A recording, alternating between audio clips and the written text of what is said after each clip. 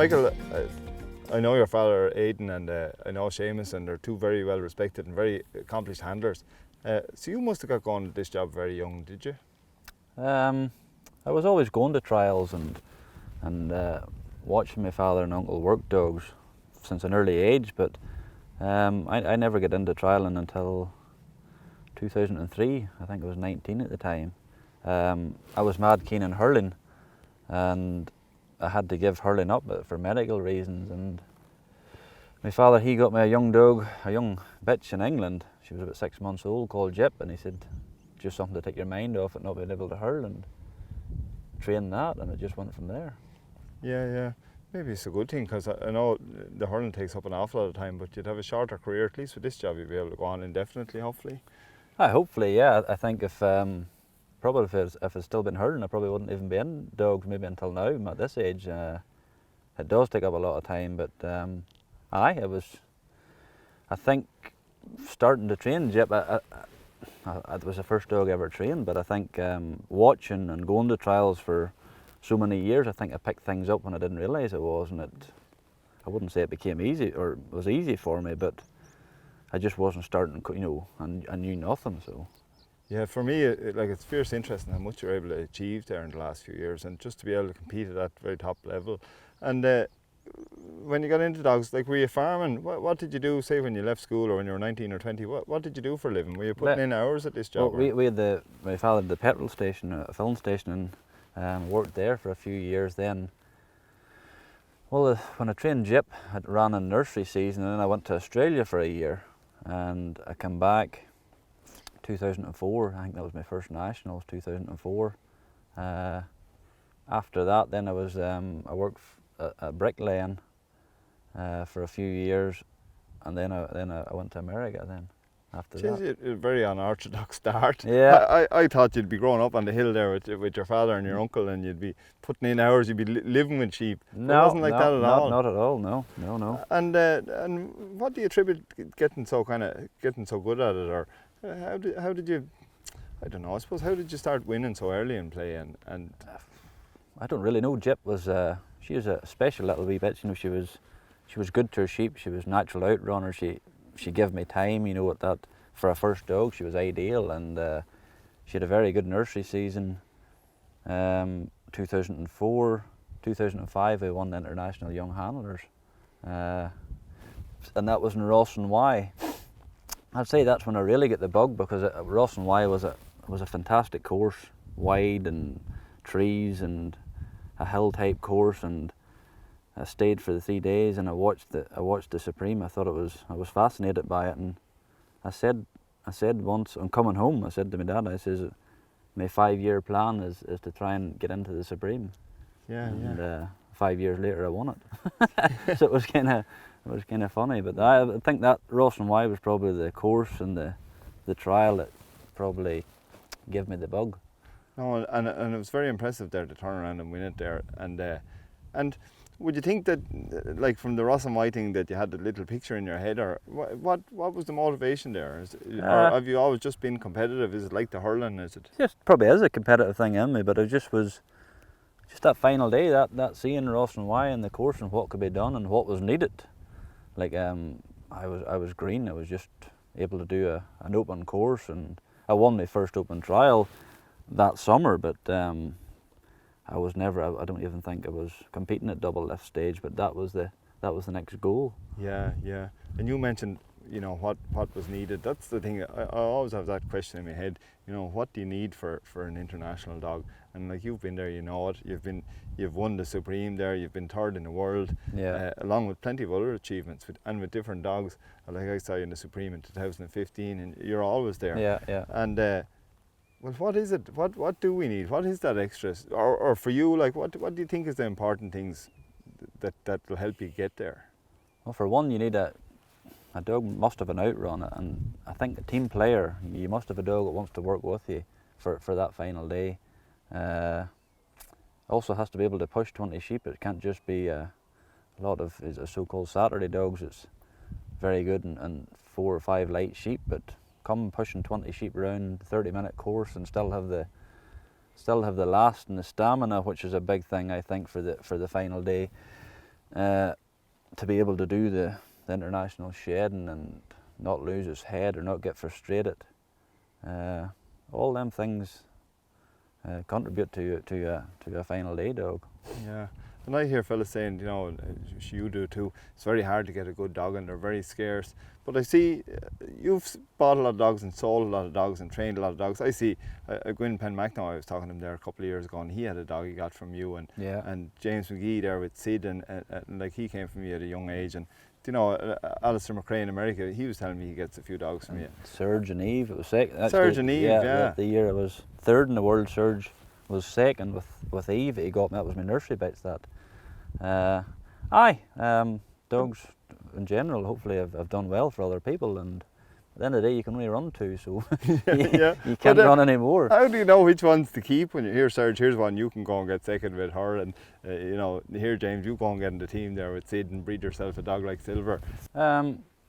Every dog, usually after nursery season or one open season, you'll know what you want to keep, you'll know what clicks with you, what suits you.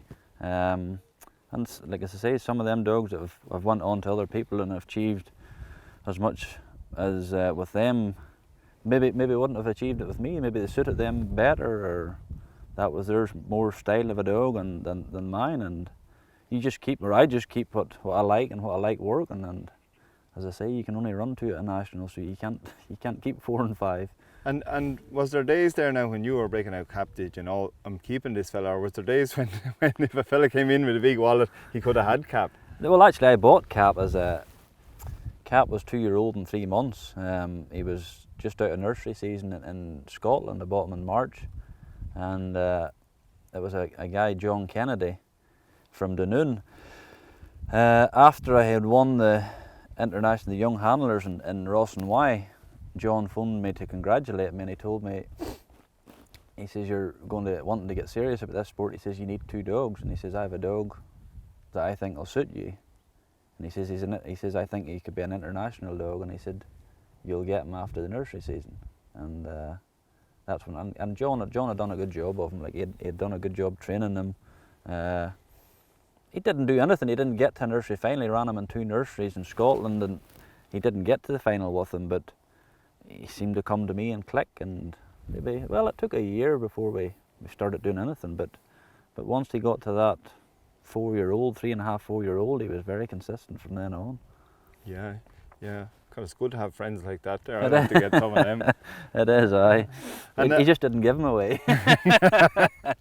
And yeah, and of course there's plenty of fellas that tell you, I have an international dog for you now, you mightn't want to take him. Yeah. But I see the lovely hill ground that you have here, and I see a lot of the good fellas all seem to have these big hills around them. Is it a factor for training now, or is it something you use? Is it in the toolbox there for making those big dogs? I think so. I think your dog needs to have hill experience well, it's definitely a benefit coming to them the final days. They know to blow out and go back and think for themselves a bit out in the hill. You know, when your dog's 800 yards away, they'll probably know where point of balance is better than the handler, and take up that point of balance and start lifting the sheep in the correct manner. And I think the hill's a great training place, and also think doing an outdoor lambing with the dogs. Yes. Yeah, I think it's a big benefit.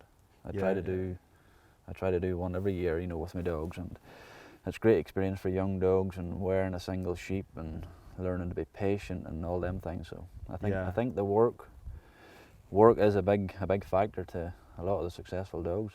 I must say, I love working a dog in a lambing, because he's out there all day and he gets to blow out all these cobwebs, and you get to know him and he gets to know you, and then the thing I find with the hill there, everything kind of is well, it's lovely to get to know your dog and all, but working them at that distance, the thing I have to kind of remember is there's a delay with the whistles getting there, and that communication element. I saw your uncle Seamus there in the North-South trial recently, and I was amazed at how quietly he was able to whistle and communicate with the dog.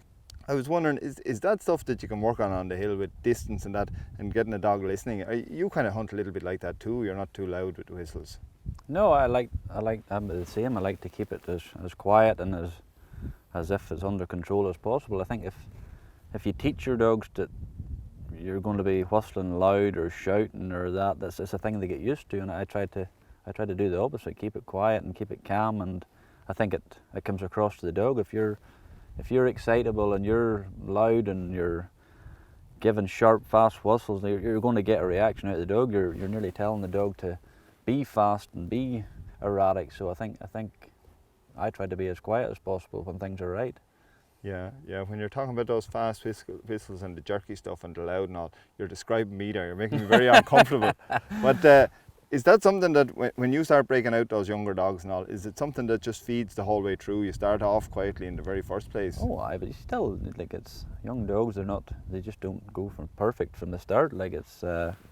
But I do like to keep it as calm as possible, even if they're getting it wrong. I still like to try and keep calm and correct it and show them what you're wanting instead of making them, if you know what I mean. So I think it's more, if you can keep that, I know it's not easy, but if you can keep that in the back of your mind when you're training, I think it comes across to the dogs better. And then the thing I often see fellas struggling with a little bit is authority. And even they might be loud and they mightn't have authority, but can you combine that low, quiet way of working and still keep the authority, or how do you do that?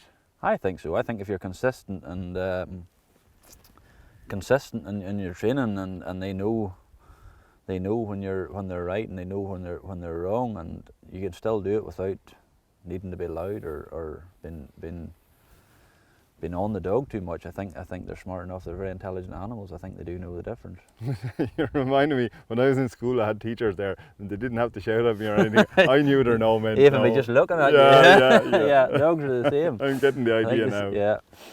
I was talking to a few lads recently and they mentioned that you might be heading back to America soon. Is there any truth in that, Michael? Yeah.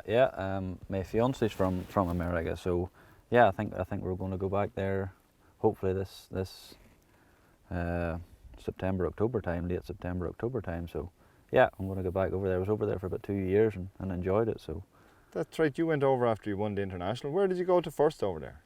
I went to Canada, and I stayed in the farm of Amanda Milligan, who's one of the top trainers and trialers in North America. She's won Canadian nationals, she's won American nationals, and I worked on her farm and travelled about and judged and done clinics and went and competed in trials, and then from there I went to America. So yeah, had a good old time. Travelled all over America more than once, so I've seen a lot of it. Come here, I'm on Facebook and I'm on it more than I should be, but I see a lot of talk about these range sheep out in Western America and you know, and the difficulty and all with them in trials. Have you run on those and have you judged on those? Yeah, what are they like? They're as tough as they make out. They're certainly the toughest sheep ever I've competed on or ran on. They're different to anything I've experienced over here. They're relatively or usually on dog, fresh sheep for everybody, on dog sheep, they're a challenge. They don't steer the way sheep steered over here. They could turn around and charge the dog if they took a notion. You know, they're just unpredictable, and they're a very, very good challenge. It does take you time and your dog's time to adapt to how much pressure to have on them and how much not to, and how to pen them, and they're just completely different. Those range sheep, they often remind me of like trying to hunt 4 or 5 little young cattle, and they could all go in individual directions and all. But would you be better with a different sort of dog than we typically, like one maybe with less eye or a little bit looser? Yeah, they would tell you over there, and I've been experienced on them. Yeah, I think a dog with a little less eye than we like over here would be more successful over there on the range sheep. They seem to take a little more eye out of dogs, so that looser type of dog, but he still needs to be firm. He still needs to be firm in his flanks and have a feel for sheep to do well on them. Also on them, stamina is a big issue. You know, it's a big thing because they're running, a lot of them trials are on at high altitude and maybe 30 degrees heat or 32 or 34. It's when you take the heat and the altitude running on them range sheep, it takes a different kind of dog, and it takes dogs time to adapt. Like dogs coming from over here, they say it can take up to a year, you know, for them to adapt to the heat. I ran Cane and Flow, and well, they would be good for stamina, and they adapt it really well, you know, and but they can take the temper out in a dog. Like they can make a dog grip, and I've had that too. So, but yeah, they're the toughest sheep ever I've ran on. And I see these big trials now, like Meeker and Soldier Hollow and all. Have you run in those places? Yeah, running Meeker, Soldier Hollow, Canadian national finals, the American national finals. I judged the bluegrass. I've never competed in the bluegrass. Bluegrass is a very good test too. So, Yes. yeah.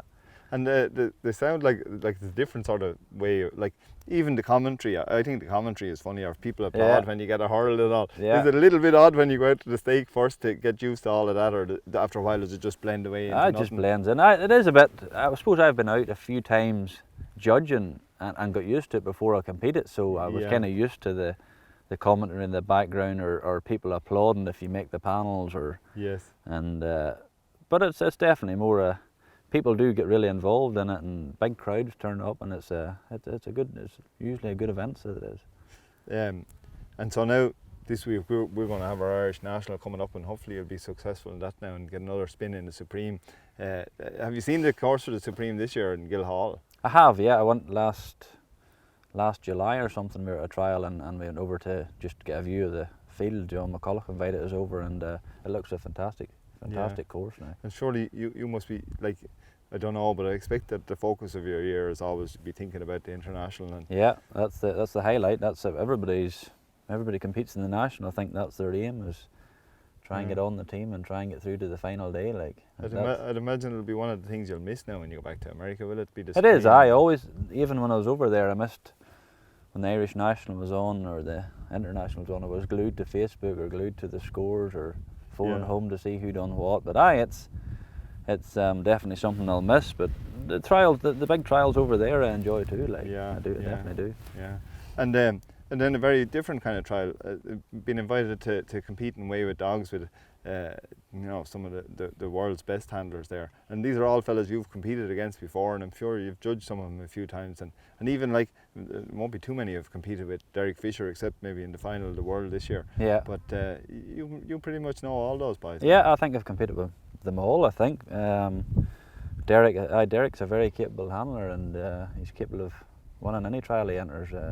Puts the time in, has his dogs well trained, and he'll definitely be one to beat. He's one of the boys now. I'll be looking forward to seeing how he comes over and adapts. We have to adapt to the applause and the commentary and things, but he'll have to adjust to a few things when we get him over here. He'll have to adapt to the sheep, the wild sheep, and but he's more than capable. He'll study things, and I would think he'll do okay. Yeah. And then you see all the European handlers and fellas like Yarn and Serge, and now I could go on but European handlers have got to a serious standard, haven't they? Yeah, Michael? They're very switched on. They're very dedicated. They seem to put the hours in. They seem to run big trials, and they train for that final day. And I think it proved it in that last world trial. They were very impressive. And when you look back over your career in sheepdogs, is there anything? Did you ever get any advice? I often ask people this. Did you ever get out any advice that sort of sticks out in your mind as sort of, I don't know, being a sort of a turning point or a foundation or anything like that? Well, you get lots of advice. I think watching the top handlers and when you're at trials and what they're doing and difficult sheep, their approach to approach to pens, different things like that. But fella JP McFadden, you'll probably know him. He's won a national here before. I used to work with JP, and he told me the day before I got onto the team for the first time in 2008. He just said, "Go and run your dog to the best of your ability." He says, "Forget about who you're competing against. Forget about the chat. Who's got a good score, who hasn't got a good score on the day." He says, "Blank it all out, and go and run your dog." And he says, "And let the judges judge your run." And he says, "Just blank all that out and just concentrate on your run." And that must have been good advice, because that national I was in the team with 2 dogs. That was my first time. So, you 2 in it the first year. Jeez. I was 2nd and 6th. So it always stuck in my mind. Just blank everything out, all the camaraderie. People talking, who's got good scores, who hasn't, who's going to be running later on. They'll be dangerous. Blank it all out. Yeah. Just go and do your own thing. Michael, you've no shortage of dogs. Have you decided or thought about who you're going to run in Away with Dogs now in September? Yeah, I think I'll run Coin. She's my nursery one from last year. She's had, this is her first open season. She's done well. She's won a few open trials, placed quite a lot. She's a daughter of my own cap, and very consistent, and hopefully she'll do okay. Very good. And can you see plenty of cap in her now? Has she got that same kind of balance and style, or? Not really. I don't really see, to be fair, I don't really see a lot of cap in her. She has a good feel for sheep like he had, but looks wise and technique I think is completely different, and I think maybe she took more to her mother's side in looks and maybe working style, but yeah, there's bits in him. There's bits in him you can see, but not that alike, no. Well, very good. I'll be interested to see it running in September now and see you there. So thanks very much, Mike. Thank you.